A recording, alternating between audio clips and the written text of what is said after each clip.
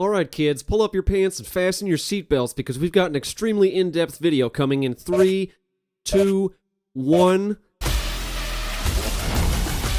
I am so psyched for this, you guys have no idea. I cannot explain the amount of hype that is running through my veins right now. However, all of that aside, let's go ahead and get into this video. The Elemental Trio has been a staple of Destiny since its inception in 2014. It's always been Solar, Arc, and Void, without any exceptions. The thought of that changing in just under 2 months now is enough to rattle my bones, but it also fills me with a sense of optimism, something I think the player base needs right now more than they ever have in past seasons. Stasis is a brand new element that is about to change the way that we play Destiny completely. This video specifically is focusing on the Shadebinder Warlock, which is shaping up to be absolutely awesome, if you ask me, and probably a little broken too, or at least that's how it's looking as of right now. As I said earlier, at its core and the most vague of descriptions, Stasis is a brand new element, for the lack of a better term. It is a more defensive-oriented subclass, which is something of a first for Destiny, and up until recently, we had next to no information as to what it actually was, other than just, well, cold. Everything was cold. Everything is about ice and freezing, and it's just all around cold. Defensive abilities and crowd control in Destiny almost always involve someone yelling at you to drop a Well of Radiance or a Shadow Shot, or in even rarer circumstances, a Ward of Dawn. Datto described it in the best way possible, and if I could take that snip from his video for a good laugh in mine, I would, but I'm pretty sure that qualifies as stealing, and I'm a good noodle, so you're just gonna have to deal with me, I'm afraid.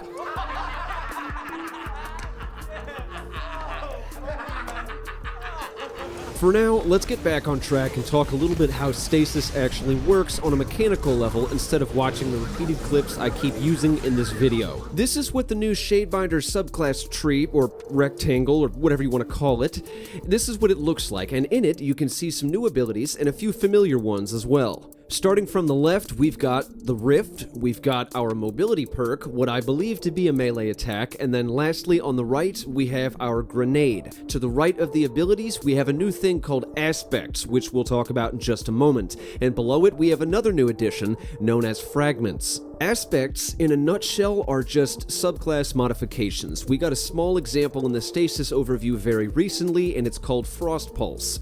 This, as you can see, is a Rift mod, or better yet, it's a passive ability. Frost Pulse generates a shockwave that freezes nearby targets when you cast your Rift. This sounds an awful lot like some of the class mods we were seeing in Destiny 1, which is anything but a bad thing. I welcome this type of customization, even if it may only create the illusion of choice in terms of what builds are viable and what builds are not. Still though, these are the types of things that we need right now. Regardless of how much impact these may have on our characters, it is far better to have them to choose from than to have no choice at all. Expanding even further on the aspects, players will also be able to use fragments to modify these new abilities even further. However, it does seem that fragments are more of a general player mod as opposed to a specific class mod. I would assume either new or existing exotics would also stack on top of these. I mean, for the love of God, I hope they do, because it would be a huge boner killer if they didn't. You can see another example on screen here called Whisper of Bonds. Killing frozen enemies with weapons grants additional super energy at the cost of intellect and discipline.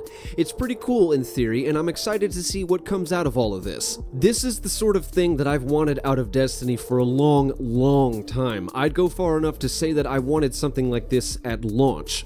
From what we currently know, aspects are specific to the classes that they drop for. The way it's been described is that you won't get an aspect from a high-level instance for a hunter if you're playing as a warlock. Organization is always a good thing. I will never not welcome it. Now, I'm basing this next claim off of screenshots and what little footage I've been able to get my hands on, but these aspects and fragments are not things that you can just equip as many as you'd like at one time and have a blast with them. There is a limit to them, and I'm fairly certain that it's displayed in-game by those little squares you can see under the abilities and empty slots. It looks like Frost Pulse costs a single point to equip, and it would seem that we can only have a total of 2 aspects at one time alongside of 4 fragments. I think a lot of good can come of this, even if it's only small buffs. Giving players the ability to min-max their characters even further without being overly complicated is always a good thing, and I think that this is definitely a step in the right direction. Real quick here, we're gonna go ahead and take a look at some of these new Shadebinder abilities. The Warlock's new melee attack is called Penumbral Blast. I think that's how you say it, kind of like pneumonia, maybe? Penumbral Blast. Penumbral Blast. Penumbral Blast. Oh, god damn. As I was saying, it's called Penumbral Blast. The Warlock uses the staff and casts a bolt of stasis energy from it that instantly freezes anything in its path. I'd imagine the freezing part won't work against boss targets because that would be just a little bit too broken.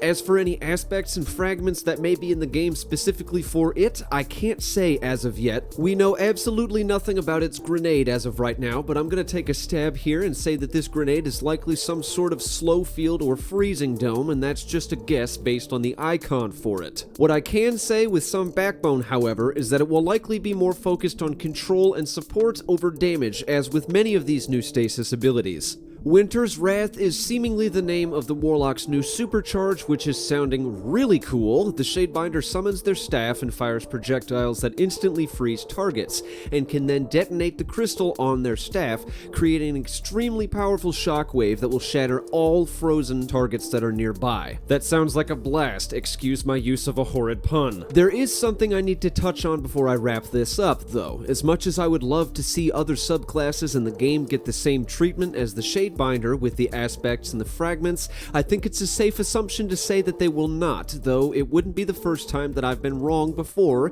in the event that all of our subclasses got a surprise rework on launch day. It would be a bit of a letdown, definitely, because the direction that Bungie is taking the Shadebinder and the other Stasis classes from what we've seen so far is incredible, and I thoroughly believe that the steps they're taking here in an effort to bring more min-maxing and customization into the game is definitely the wisest choice. However, if we're being realistic here, I don't expect any other subclass reworks, mostly because it would shift the balance of the game in ways that we can't even really begin to anticipate right now, and with Bungie only having a single sandbox team to work out the kinks, they would effectively be working 24/7 to keep up with the community. Another thing you might take away from this video is that if we're getting classes based on support and defense, I'd imagine that to a degree this might be a result of Bungie trying to make the game significantly more of a challenge. As of right now, unless you're in a real crazy ordeal or a Nightfall/raid instance, targets offer next to no resistance. A single bullet and they're down for the count.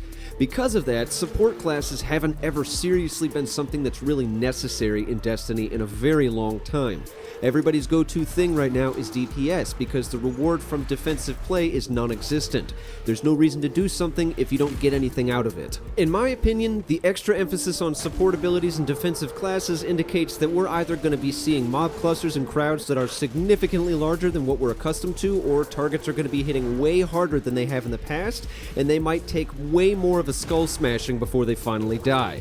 This is just a theory, so don't quote me on that. In closing, we've seen a small piece of what the Shadebinder is capable of, and if you're anything like me, you're likely drooling on your keyboard or your phone or whatever you may be watching this from, and I think that's a good thing. The community needs something to be excited about right now, what with all the lackluster seasons over the last year or so. I think we're all in for a blast come November 10th, and you'll have fresh videos from me more frequently than ever before once we get to launch day.